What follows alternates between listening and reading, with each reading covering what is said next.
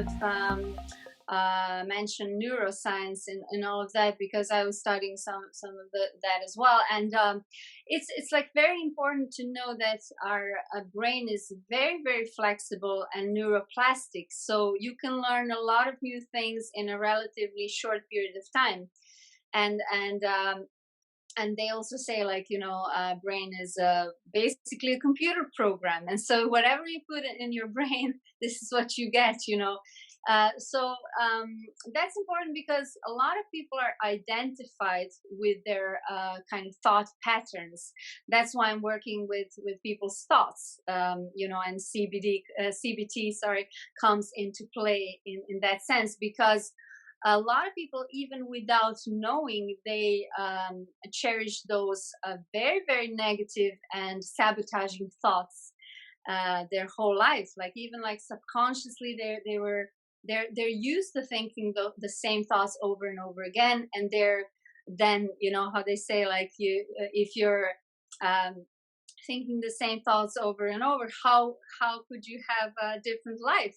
It cannot happen.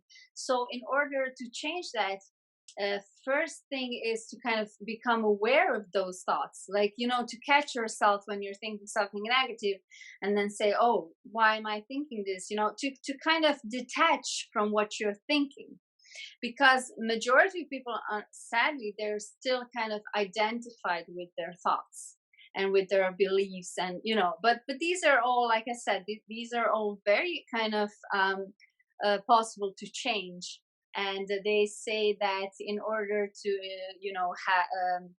create a new habit, you need only like 21 days or something like that. 60, So 66. Yeah, 66. yes, That's the new okay. science. They used to say 21, and All right. now it's 66. Yeah, well, it changes all the time, so I would kind of even prone to say less than that, just because it's like, I want to put a positive kind of outcome and intention to it. But let's say it's very, very kind of fast. Oh yeah. If once you decide, like, okay, I really need to change my thinking patterns, I want to change my life experiences. And so in my coaching sessions, I'm trying to kind of work with people on their goals and what they actually even want, because some people don't even know what they want. They're That's like, true. Yeah. okay, How can you get it? How can you get Yeah, how can you get it if you don't even know? There's so many levels. That's why, like, what you were saying, like, going back, and like, there's so many levels of exactly, understanding. And I think the most important is knowing where you are first, right? Like, yes, if you don't know yes, where you are, how can you get to somewhere else, right? So, like, I say I want to go to Ireland from here, from Montreal, okay, but I don't know where Montreal is. So, do I go north? Do I go east? I don't know. exactly. That's a But great example. because Yeah, I don't even know where I am. And then if you don't know where you want to go, you say, "Oh, I want to, I want success." Well, what does that look like to you? Where is yes. that, right? So again, if you have no idea and you say, "Oh, I want," like, this, the silliest, most immature, like, "I want to be rich."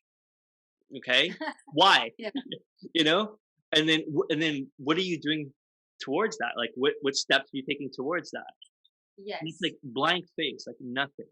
Well, I'm just, eating chips, drinking beer, and watching Netflix. Well, how are you gonna get? So you don't want to be rich, like, you know what I mean? Don't be like, because if you did, you'd be doing something towards that, right? So there's this level, and that's, like, again, I think that's one of the most important things, is identifying where that person is, and I'm sure you do that really well. So, you want to talk to that? Yeah, no, it's a great point, because it's like that's why I'm kind of, even like in my definition of when I was explaining about my job, I say mindfulness coach, which would imply being in the present moment and actually see where your strengths are, now. And because, for example, since I went through classical training in psychology, I know about those more classical psychotherapies, like psychoanalysis, and there's always kind of like some sort of focus on past, or like early childhood or traumas, or there is a certain quality in all of those approaches, and I don't want to diminish any one of those. But I actually personally love to use solution focused therapy, which actually is kind of all about present moment. Where are you in this particular moment? Where are your strengths and where are your capacities to then go from this moment to the future and into creating life that you desire. So this would be much more of a focus for me than kind of digging up the past. I mean, sometimes you have to kind of release some sort of issues in order to move forward, but definitely what you said, being in the present moment and just seeing things where you actually are at, and going from there is a great standing point. And once you become aware of your now, then you have the most optimal chance to create a That's it. best possible future. Exactly. What do they say? The power of now. Like it's really where Yes. all your power, and you read it over and over and meditate on it and think about it. And see, all your powers are now. Like you have not yesterday, not 5 minutes from now. It's like it's now. And then like what is now? There's this whole like I was watching this video. This guy was brilliant, and he was just like, well, like now, now, and he's like, well, Yeah. anyway, what's the now? And look at the slice, and actually the now what I just said, and then now in like second later is actually worlds apart, right? Yes. And again, quantum physics or string theory and all that stuff. I could say now is closer to like let's say when you and I had a conversation like a year ago. It's closer to that Yes. than the now like so it's very confusing, and our mind has this tendency to stick things together to make to make sense of stuff. And our memory is so flawed, and I've spoken a lot about this on my podcast and on my 90 seconds of wisdom. I've done a whole video dedicated to it, and I'm saying that like it's crazy. Like every time you recall a memory, you change it because Yes. let's say something happened when you were like 7, so then you remember it when you were 9, but you remember it as a 9-year-old in that thing, and then when you're 15, then you're 20, and then 25, and every time you've changed, and every time you've recalled it, you've warped it, and then you filed it again. So what's the original memory? Like Exactly. super altered. Yes. So then when you have somebody, say, and that's why again I'm complimenting very much your approach of all these different things combined and seeing the full picture is because if you just say, well, tell me what happened when you were 10. Oh, my mother, my father, they were so mean to me. Well, were they?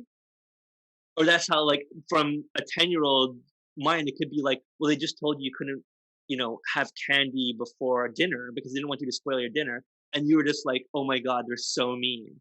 And you got like, and then you got like, you know what I mean? As time went on, you're just what my parents are mean. And then what's the root of it? Because they didn't give you a bowl of candy before dinner. But were they really mean? No. So then what are you holding on to? And that's why I'm saying forgiveness is such a big one, right? And you and I know this very, very well.